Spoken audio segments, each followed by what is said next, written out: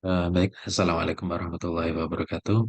Eh, Seperti yang saya sampaikan sebelumnya bahwa kita akan belajar melalui video.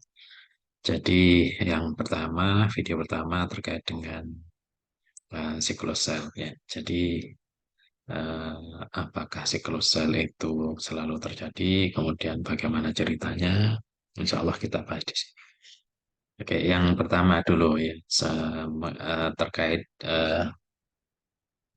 sejarah dulu ya. Yang pertama di situ ada semacam frase atau teori yang sudah disampaikan oleh salah satu ilmuwan yang namanya Rudolf Virchow ya, tahun 1855. Jadi apa yang disampaikan adalah omniselula eselula.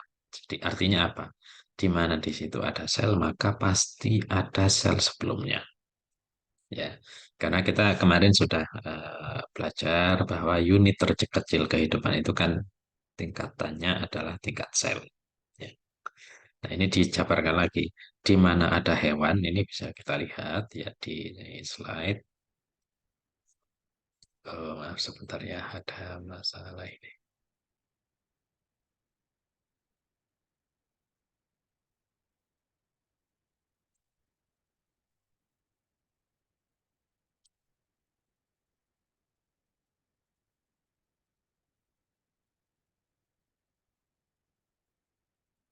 Oke. Oke, saya lanjutkan. Nah, ini saya eh, coba sorot dengan pointer ya. Jadi di mana ada hewan, di situ pasti ada hewan sebelumnya. Sama juga dengan tanaman. Jadi tanaman ya berasalnya dari tanaman. Ya, mungkin ya melalui biji dan seterusnya ya. Kalau hewan kita bisa melihat mulai dari bisa misalnya ayam itu kan berasal dari telur. Dan telur itu hasil proses reproduksi ya.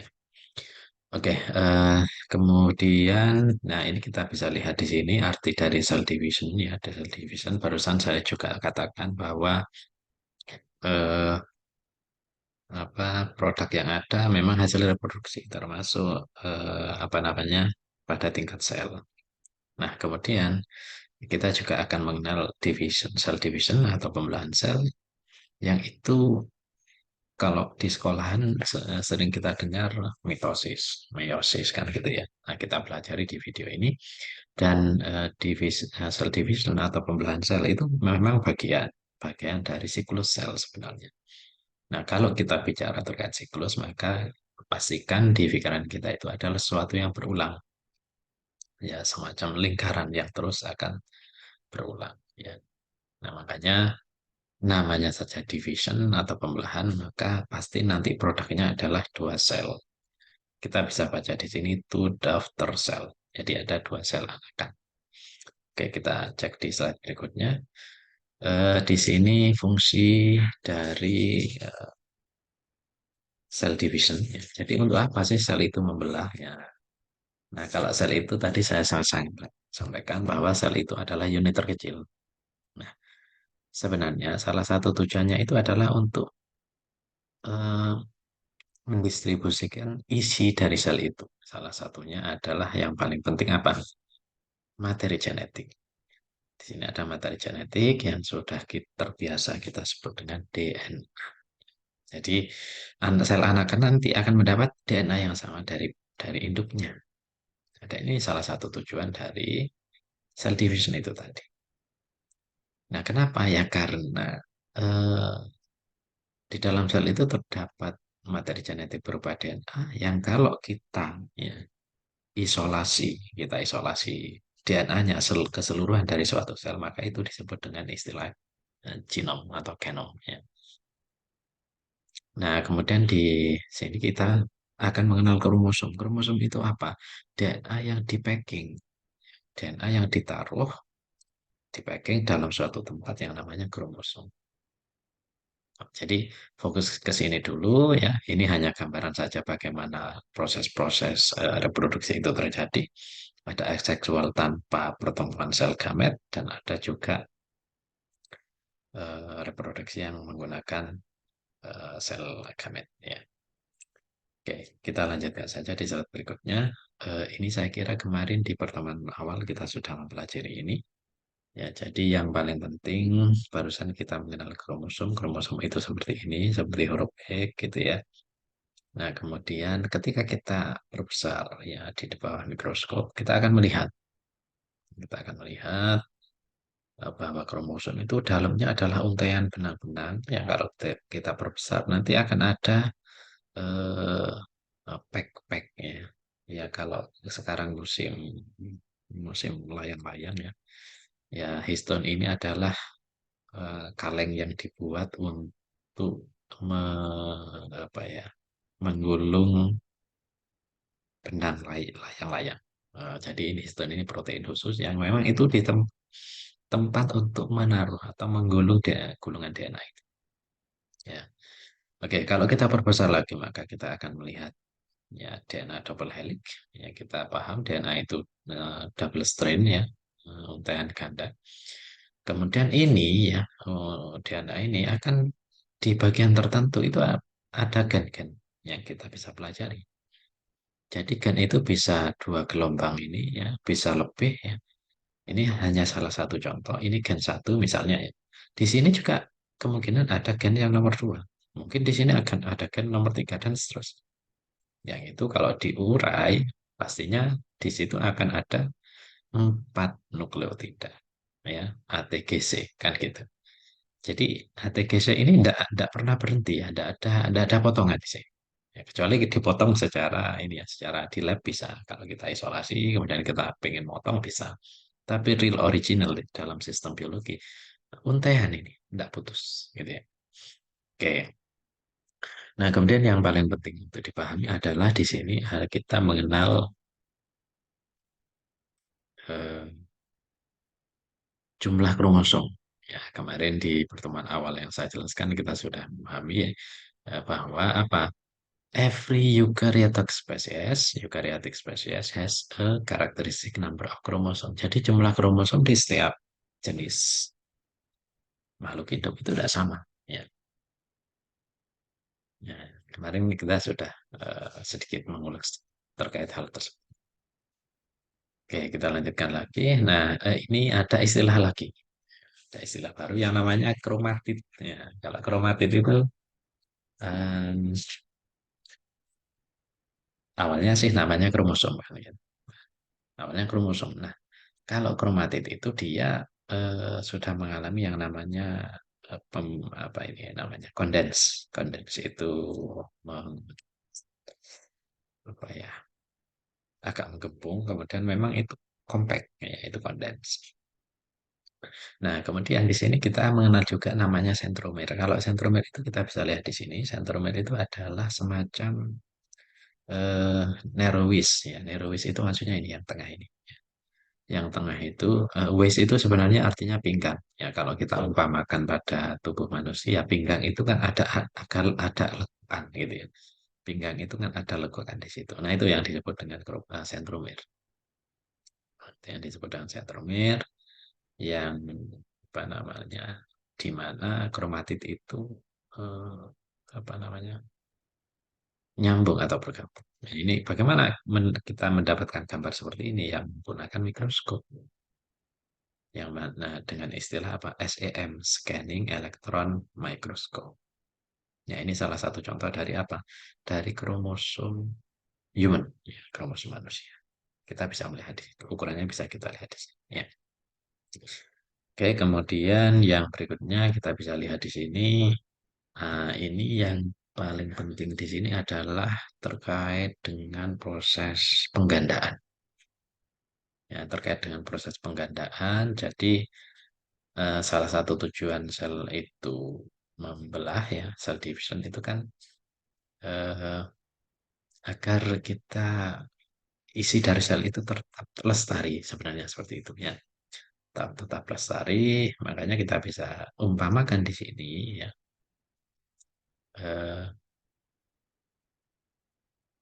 Distribusi dari kromosom ya ketika sel itu membelah kita bisa melihat dari satu entah ini ya DNA-nya ini molekul DNA-nya akan diduplikasi dulu akan perbanyak menjadi dua dulu. Nah, kemudian baru setelah ini menjadi dua, ya kromatidnya sudah ada, ya kromosomnya dua, ya kemudian yang identik. Makanya di sini disebut sister kromatid. Ya. Nah, maka baru sel itu akan membelah. Sehingga yang awalnya satu, di sini setiap sel juga akan mendapatkan satu. Gitu ya. Seperti ini.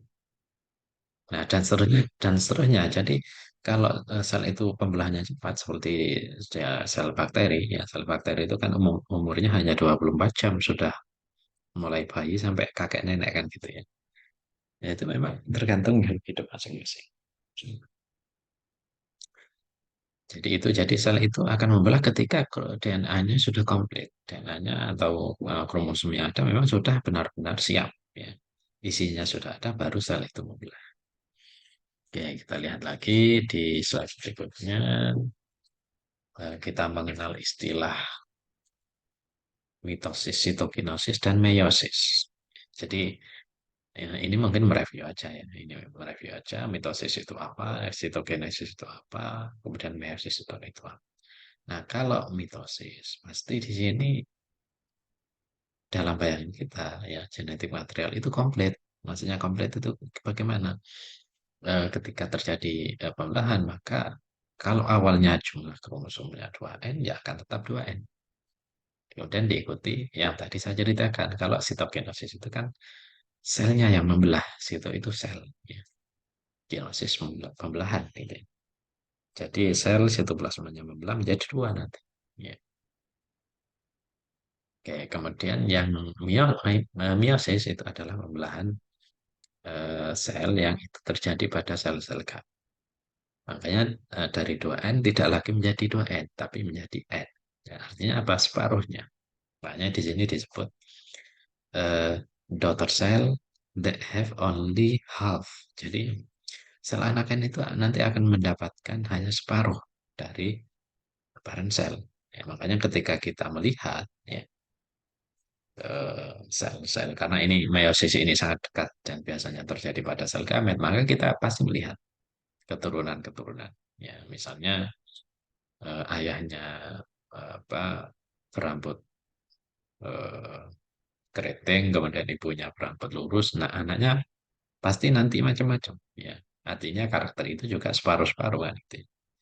Jadi anaknya nanti bisa keriting, bisa ikal, bisa lurus dan seterusnya. Yang penting apa? Yang penting eh, apa yang perlu dipahami tergantung gen apa yang dominan. Nah, itu dipelajari di genetika. Ya, makanya biologi sel itu sangat penting agar kita bisa memahami ilmu-ilmu berikutnya. Oke, mungkin itu dan ini kita bisa lihat lagi. Nah, ini yang paling penting sebenarnya ya dari apa yang kita pelajari bahwa yang namanya mitosis itu sebenarnya, mitosis itu sebenarnya dari seluruh siklus sel itu hanya sedikit saja dari segi apa? Dari segi waktu. Ya, dari segi waktu di gambar berikutnya akan terlihat dengan sangat jelasnya. Nah, saya jelaskan dulu di sini aja. Nah, ini berdasarkan dari hasil ilmuwan Jerman yang namanya Walter Fleming. Jadi, beliau apa namanya mendapatkan eh, fenomena bahwa yang terjadi pada fase mitosis, nah ini mitotic phase itu hanya apa yang terjadi yang terdiri dari mitosis dan sitokinesis itu hanya 10% saja dibandingkan dengan fase yang lain karena ini siklus. Ya. Jadi siklus itu terdiri dari mitotik dan interfase yang terus berlanjut secara terus-menerus. Artinya apa? Pembelahan terjadi di fase mitotik. Tapi pertumbuhan, kemudian penggandaan kromosom, pertumbuhan sel sebelum membelah itu terjadi di fase interfase yang di situ melingkupi atau eh, membutuhkan 90% dari seluruh waktu yang diperlukan di siklus sel. Jadi 10% mitosis, 90% interfase. Nah, ini. Ini yang harus dipahami benar-benar ya. Nah, interfase itu terdiri dari apa saja ya. Interfase itu ada tiga. Ada G1, ada S, ada G2 ya. Jadi ada persiapan satu, kemudian ada sintesis dan ada persiapan dua. Nah, maksudnya bagaimana? Apa yang paling penting? Nah, yang paling penting itu di sini sebenarnya. S fase sintesis itu sangat penting loh. Kok penting? Karena disinilah terjadi yang namanya replikasi DNA, sintesis DNA, penggandaan molekul apa namanya penggandaan genom ada di sini. Ya, artinya proses inti ya dari interfase ada di sini sebenarnya. Ya. Kalau ini eh, bagus berhasil dan tidak ada masalah, maka eh, proses berikutnya akan berlanjut proses kedua. Dan masih ada checking checking lagi ya sebenarnya. Kalau lebih detailnya seperti itu. Cuman yang perlu dipahami untuk saat ini cukup ini saja. Bahwa replikasi DNA itu terjadi pada fase S. Seperti itu. Nah, makanya di sini ditulis merah di sini kromosom A duplicated only during S phase. Ya. Jadi kromosom itu penggadaannya terjadi di S ini. Kalau G1, G2 hanya penyiapan dan konfirmasi kan gitu ya. Konfirmasi itu di G2. Kalau ini gagal, berarti G2 itu tidak akan melanjutkan ke fase mitotik.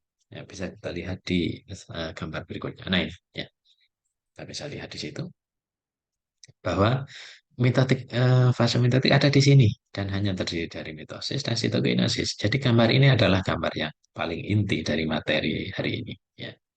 Nah, kalau ini melalui fase mitosis, sitokinesis, maka sel itu akan membelah. Nah, kemudian yang dipersiapkan fase G1, S2, dan G2, ini dalamnya ini ya.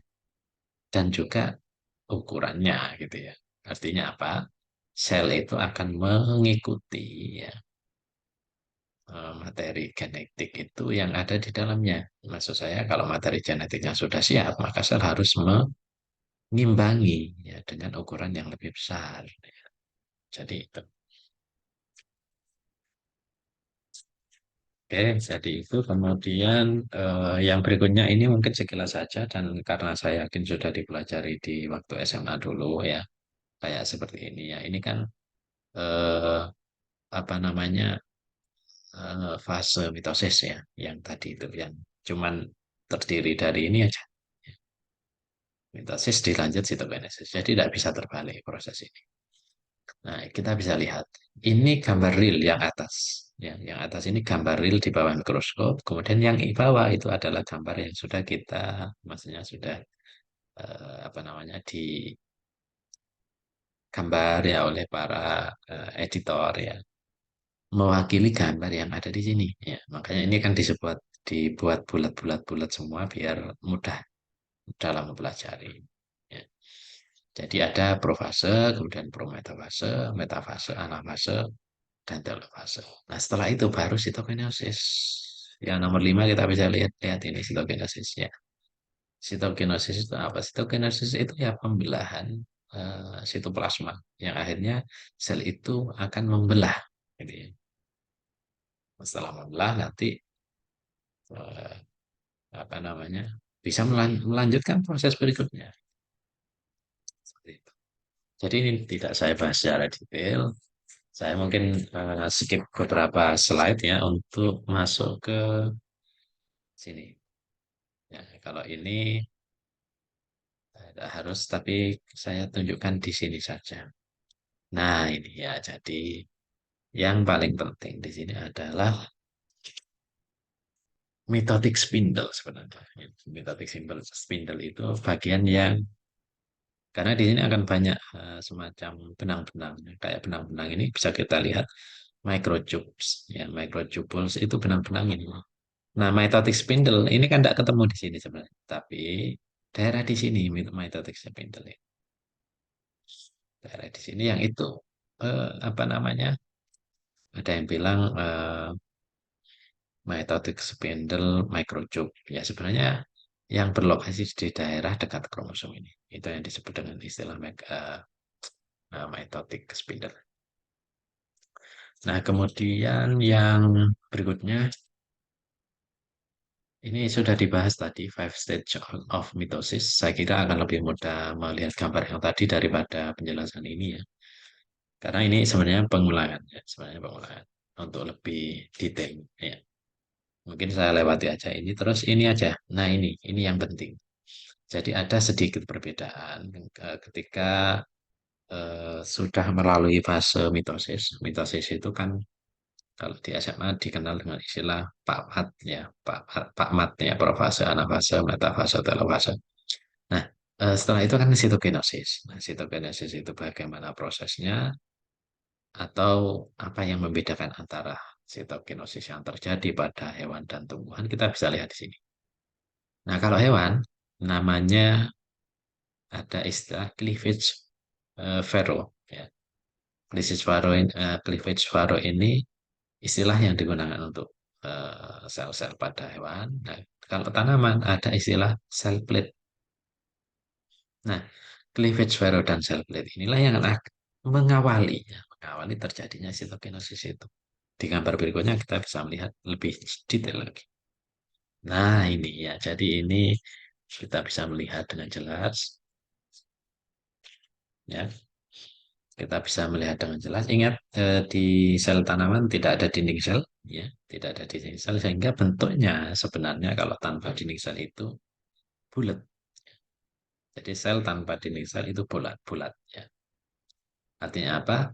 Kita bisa melihat di sini sel tanaman kan kenapa ada bentuk, ada segi empat, memanjang, kotak kan gitu ya. Kemudian ada segi enam, macam-macam bentuknya ya. Itu ya karena ini bentuk ini mengikuti dinding sel sebenarnya. Tapi ketika kita secara di lab ya, secara di lab menghilangkan dinding sel itu, maka bentuknya ya tetap bulat seperti ini. Ya, dinding sel bisa dihilangkan dengan secara apa namanya, secara enzimatis. Kita bisa pakai apa namanya selulase, enzim yang apa, mengkatalis degradasi selulus. Ya, itu kita biasa gunakan di lab. Ya. Bentuknya bulat seperti ini. Kalau di tanaman itu tidak ada dinding sel. Oke, jadi ya kita bisa lihat di sini cleavage furrow itu bagaimana. Ya, ini kan cleavage furrow ya. Bisa kita lihat. Ini furrow itu sebenarnya kayak alur ya, alur yang menyebabkan eh, terjadinya atau yang mengawali sitokinosis. Makanya makin lama ini makin ke dalam, ya makin lama makin ke dalam di dua sisi ya. Di baliknya juga seperti itu sehingga pada akhirnya satu sel ini akan menjadi daughter cell, menjadi dua sel anak. Nah, kalau di tanaman namanya cell plate, ya, namanya cell plate. Baru kelihatan ini cell plate-nya kan kayak garis, ya. Kemudian setelah beberapa saat mereka akan membelah menjadi dua sel anak. Nah, tentu saja yang paling penting nukleus yang ada di dalamnya itu sudah terbentuk, ya, karena nukleus itu sumber pengatur ya di dalam sel. Melalui tadi, ya, melalui proses apa namanya mitosis sitokinesis dan juga proses yang proses persiapan tadi ada G1 ada S dan eh, G2 ya. Oke, mungkin itu ini tambahan informasi untuk bagaimana dengan pembelahan sel pada prokariot. Nah, ini kan beda kalau tadi yang kita jelaskan tadi itu kan sel-sel dari sel eukariot. Nah, kalau sel prokariot, contohnya pada bakteri, itu sangat sederhana, yang disebut dengan istilah pembelahan biner. Pembelahan biner atau binary fission. Ya, binary fission. Jadi tidak terjadi semacam eh, apa ya, pertemuan sel gamet ya, karena mereka kan single cell, kemudian apa namanya eh, terjadi pembelahan melalui pembelahan biner itu tadi. Ya, di slide berikutnya saja kita lihat ya nanti. Tapi yang jelas ini mirip-mirip ya, mirip prosesnya dengan sel hewan tadi. Jadi ada pinch inward, jadi kayak cekungan ke dalam ini. Di gambar berikutnya bisa kita lihat. Nah ini. Nah, Fokus ke sini saja ya, fokus ke sini saja. Kemudian kita bisa lihat di sini ada cekungan di sini ya. Kemudian akan ada dua sel yang sama. Tapi yang paling penting yang hijau ini harus ada. Nah ini ya, origin of replication. Ini yang karena ini yang bertanggung jawab terkait dengan pengkopian kromosom, pengkopian DNA yang ada di bakteri tersebut. Ya. Jadi ini harus jalan dulu. Setelah jalan, kita bisa lihat di tahap nomor dua ini ya. Setelah ada replikasi, maka nah originnya kan ada dua sekarang. Makin banyak. Setelah komplit, maka mereka bakteri tersebut akan mengalami yang namanya eh, pembelahan biner tadi. Menjadi dua sel yang sama. Ya. Kemudian ini kan lebih kecil ya, dibanding yang atas ini ya. Tapi ini kan sebelumnya mengalami perkembangan juga ya, memanjang, membesar dan seterusnya sehingga dua anakannya yang akan mirip dengan originalnya ya, ukurannya. Kan ini dan ini hanya sama. Oke, mungkin itu dan saya kira oh satu lagi ini bisa dibaca juga. Nah, ya, jadi ini yang terjadi antara yang membedakan antara pembelahan mitosis dan pembelahan meiosis. Masih ingat meiosis itu terjadi pada sel gamet, ya, terjadi pada sel gamet. Sehingga kalau kita bicara sel gamet berarti organismenya sudah termasuk organisme yang tingkat tinggi, hewan, manusia, ya, yang di situ terjadi pertemuan sel gamet jantan dan sel gamet betina, termasuk tumbuh-tumbuhan, tumbuh-tumbuhan, tumbuhan berbunga terutama, ya. Nah, inti dari sini adalah produk akhir. Ya, ini harus dipahami. Produk akhir kalau mitosis itu dari dua jadi dua n tetap. Ya. Melalui proses yang tadi, duplikasi kromosom dan seterusnya, eh, finalnya mereka akan mendapatkan dua n. Jadi tidak berubah. Nah, contoh dari ini apa? Sel-sel mitosis. Sorry, sel-sel apa namanya? Contoh sel tubuh ya, sel tubuh ya. Ini bisa dilihat di sel tubuh seperti itu. Jadi tidak ada pengurangan, ya tidak ada pengurangan. Beda dengan sel gamet ya, sel telur ya pada organisme betina, sel sperm pada organisme jantan. Gitu ya. Nah bedanya apa? Hasilnya akhir apa? Nah ini N, ya. Jadi separuh dapatnya, dapatnya separuh. Walaupun sebenarnya ya, ini total jumlahnya 4, tapi masing-masing akan dapat separuh. Satu N. Kan tadi awalnya 2N. Ya, 2N. Tapi ini akan menjadi satu N saja. Ya. Ya, kuncinya di situ. Kemudian ini bisa dibandingkan tabel. Ya. Barangkali ingin lebih detailnya bisa dilihat di tabel ini. Kemudian di slide terakhir ini hanya membantu untuk menjelaskan saja ya, terkait dengan apa yang disebut dengan atau proses yang terjadi selama meiosis ini. Ya. Oke, mungkin itu yang bisa saya sampaikan untuk apa namanya video kali ini ya. Kita akan saya akan coba bikin dan buat lagi untuk video